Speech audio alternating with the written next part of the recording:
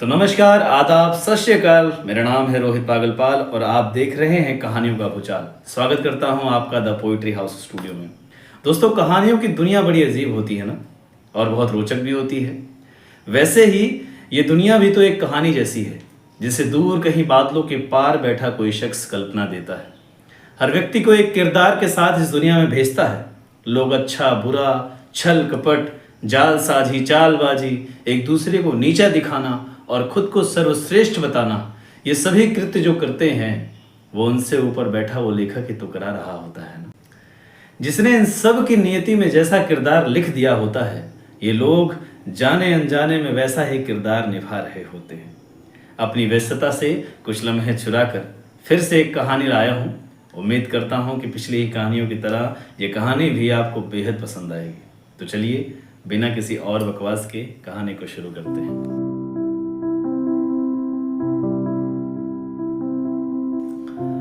आज रविवार का दिन था।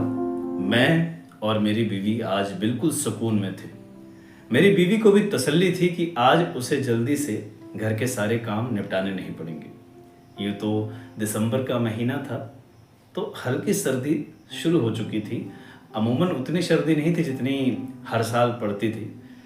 इस बार सर्दी में अलाव जलाने की ज़रूरत अभी तक नहीं पड़ी थी। मेरी बीवी मेरे पास से उठकर किचन की तरफ चल दी। मैंने उसे पीछे से टोकते हुए कहा, अरे कहाँ चल दी जाने मन, थोड़ी देर और हमारे पास बैठ लो। उसने मेरे पास आकर प्यार से मेरे गाल पर हाथ फिराया और मुझे किसी छोटे बच्चे की तरह सहलाते हुए बोली, घर पे हो तो क्या, आज आपको चाय नाश्ता ना कराऊं क्या, कुछ बना के लाती हूँ। मैं बिस्तर से उठा, उसे अपनी बाहों में उठाकर किचन में ले गया, जहाँ मैंने उसे किचन पे बैठा दिया और खुद चाय बनाने लगा। वो बोली, आज आपकी छुट्टी है, कहीं घर पर कोई आ गया तो क्या सोचेगा। मैंने कहा, यार जिसे जो सोचना हो वो सोचता रहे, मुझे फर्क नहीं पड़ता। वो मेरे गाल चूमते हुए बोली, यार अरेंज मैरिज उतनी भी बुरी नहीं होती और आपके जैसा पति पाकर मैं धन्य हो गई। जिंदगी में एक औरत के लिए ये रुपया पैसा रुतबा उतना मायने नहीं रखता जितना मायने उसका रिश्ता रखता है। वो अपने पति के साथ कितनी खुश है ये बात मायने रखती है। मेरी कुछ दोस्त हैं जो डॉलर्स में कमा रही हैं, लेकिन उनकी मैरिड लाइफ कुछ अच्छी नहीं है। मेरी बीवी प्लेटफॉर्म से नीचे उतरी। उसने चाय के लिए 2 कप उठाए, एक नमकीन, एक बिस्कुट का पैकेट ट्रे में रख लिया। हम लोग छत पर आकर बैठे। हल्की सी धूप निकली थी और हल्की हल्की हवा भी चल रही थी, लेकिन छत पर बैठा जा सकता था। हम लोग चाय पीते रहे और यहाँ वहाँ की बातें करते रहे।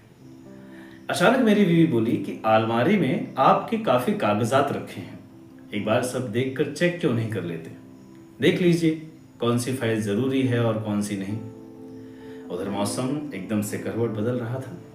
बादल बिल्कुल बरसने के मोड़ में आ चुके थे। मैंने थोड़ा झुंझलाते हुए कहा, यार मन तो आज बाहर चलने का था, मगर ये मौसम न जाने क्या करवाने वाला है। एकदम से देखो बादल उमड़ते चले आ रहे हैं। मेरी बीवी मेरे कंधे पर सर रखते हुए बोली, मुझे कहीं बाहर नहीं जाना, आज बस सुकून से आप अपना दिन मेरे साथ बिताइए। वैसे भी आपको काम से फुर्सत नहीं मिलती, बाहर तो हम कभी भी जा सकते हैं, लेकिन सुकून बस घर में मिलेगा। मैं थोड़ा शरारत के मूड में आ गया। मैंने उसे अपने ऊपर खींचा और उसकी कमर में हाथ डालकर उसे कसकर पकड़ लिया और बोला, सच बताओ घर पर ही रहना सारा दिन। मैं कुछ और मूड बनाता कि तब तक किसी प्यार के दुश्मन ने दरवाजे की घंटी बजा दी। मेरी बीवी मेरा चेहरा देखकर चंचलता से मुस्कुरा उठी। मैं अनबने ढंग से खड़ा हुआ और दरवाजा खोला। सामने हमारी पड़ोसी मंजू भाभी दस्तक दे रही थी। मैंने कहा, भाभी आप? भाभी बोली, देवर जी खुशबू कहाँ है?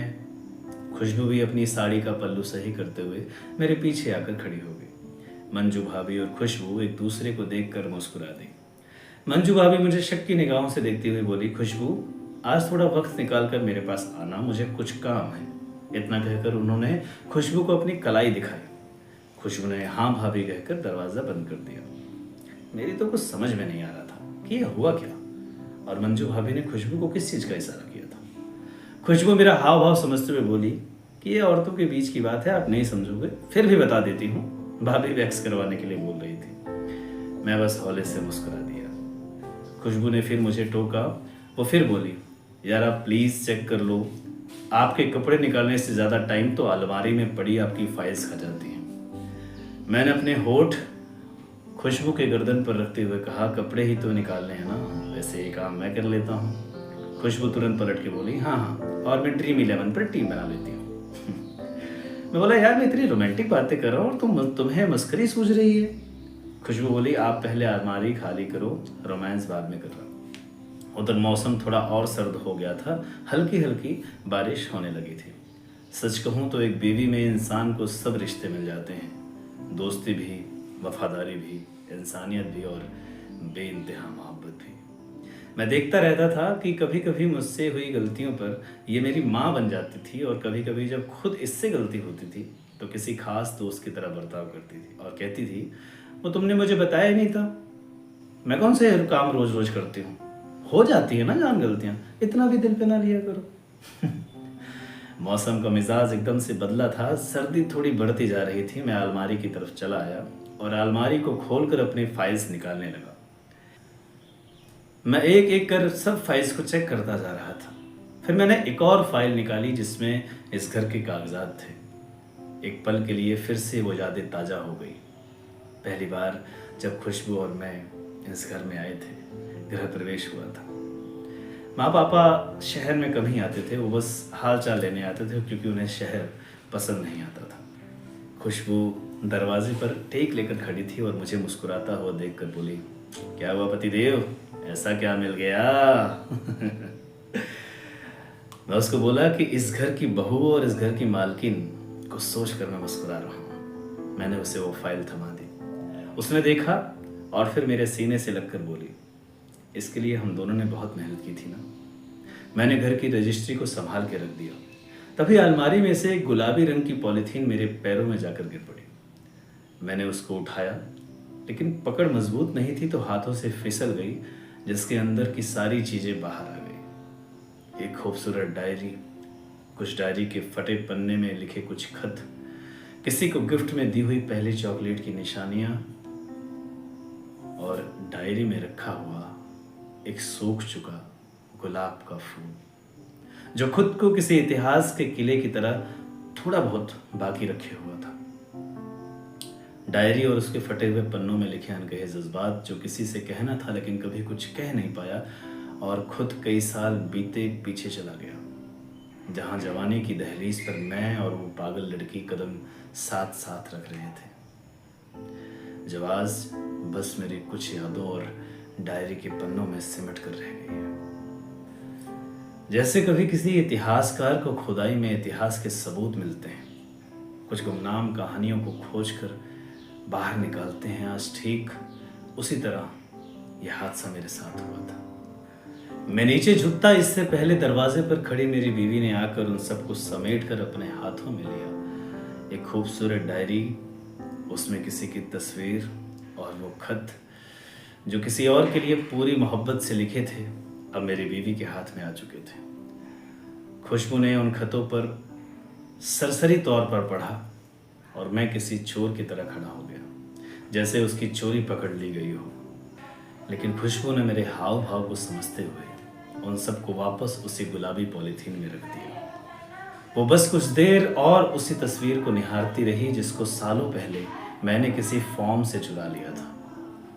खुशबू ने मुझे कस के गले में लगा लिया और बोली, परेशान मत हो, आपके अतीत से मेरा कोई सरोकार नहीं है। जो बीत चुका है उसको कुरेदने से सिर्फ तकलीफ मिलेगी और कुछ नहीं। फिर मेरे सीने को चिमटी हुई बोली, वैसे भी आपकी जायज़ बीवी तो मैं ही रहूँगी ना। आपको 7 जन्मों तक परेशान करने का वादा किया है और अभी तो पहला ही है।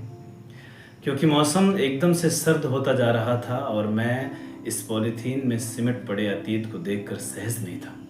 कच्ची उम्र की पक्की यादें थी। यहाँ तो नाम सुनने पर उसका अक्स नज़र आ जाता था, आज तो खुद उसकी तस्वीर सामने आ गई थी। मैंने कई खत लिखे, कई बार उसे देने भी चाहे, लेकिन कभी हिम्मत ही नहीं हुई। जैसे ही उसके सामने जाता मेरा दिल इतनी तेज से धड़कता कि समझ में नहीं पड़ता क्या करूं क्या नहीं। घर से गए ये खत स्कूल से कॉलेज तक मेरी जेब में बने रहे, लेकिन उसे दे नहीं पाया। खुशबू मेरे सीने से वैसे ही लगी थी, वो जानती थी कि इस वक्त मुझे सबसे ज़्यादा उसकी ज़रूरत है। कुछ देर के बाद खुशबू बोली, सुनो जी, सर्दी बहुत है, आग जला लूं? मैं हाँ कहकर बगीचे से कुछ लकड़ियां ले आया। आज सर्दी की पहली बारिश हुई थी, इसलिए लकड़ियां गीली तो थी लेकिन अंदर से उतनी गीली नहीं हुई थी।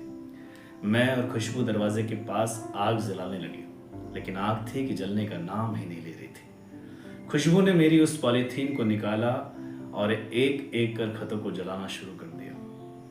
मैं हैरान था, पर ना मुझे गुस्सा आ रहा था और ना ही मुझे खुशी हो रही थी। खुशबू मेरे कंधे पर सर रखते हुए बोली, जान, जो वक्त बीत चुका है उसे बीत जाने दो। उसे जितना थाम कर रखोगे उतनी ही तकलीफ मिलेगी। यकीनन आपके दिल में उसके लिए बहुत सी भावनाएं रही होंगी, यकीनन आप उससे बहुत ज़्यादा मोहब्बत करते रहे होंगे, मगर वो वक्त बीत चुका है, उसे भूल जाना ही बेहतर है। शायद आप मुझ पर नाराज़ हो, पर मैं उस हालत में आपको दोबारा नहीं देख सकती जैसे आप उस अलमारी के पास खड़े थे। हमारी शादी के बाद से पहली बार मैंने आपको इतना उदास देखा था, इस कदर बेबस देखा था। मुझे कुछ समझ नहीं आ रहा था, मुझे याद भी नहीं था कि शादी के बाद साथ रहते रहते क्या हो रहा था। मैं अपनी पुरानी बातें सब भूल चुका था। मुझे खुशबू की आदत पड़ चुकी थी। वर्तमान में इतना खुश था कि अतीत की तरफ कभी झांक कर देख ही नहीं पाया। एक एक खत जलाने के बाद खुशबू ने मेरी डायरी को भी अलाव की उस आग पर रख दिया। सालों से पन्नों में बंद अधूरी मोहब्बत की कैद काटते कुछ लफ्जों को खुशबू ने आज आजाद कर दिया था। सालों से सहेज कर रखी हुई यादों को आज धुआं धुआं कर दिया था। खुशबू ने न जाने क्या सोचकर वो तस्वीर बाकी रख छोड़ी और मुझे देती हुई बोली कि पतिदेव, इतिहास जलाया जा सकता है लेकिन उसको मिटाया नहीं जा सकता। मैं इस तस्वीर को नहीं जला सकती। मैंने उस तस्वीर को एक बार जी भर कर देखा और फिर उसी अलाव में डाल दिया। अचानक ठंडी हवा के एक तेज झोंके ने मेरे पूरे शरीर में सिहरन पैदा कर दी। मैंने खुशबू को कस के गले लगा लिया और बोला कि तुम जैसी जीवन साथी पाकर मैं बहुत खुश हूं। मायूस मत हो, मैं तुमसे नाराज नहीं हूं।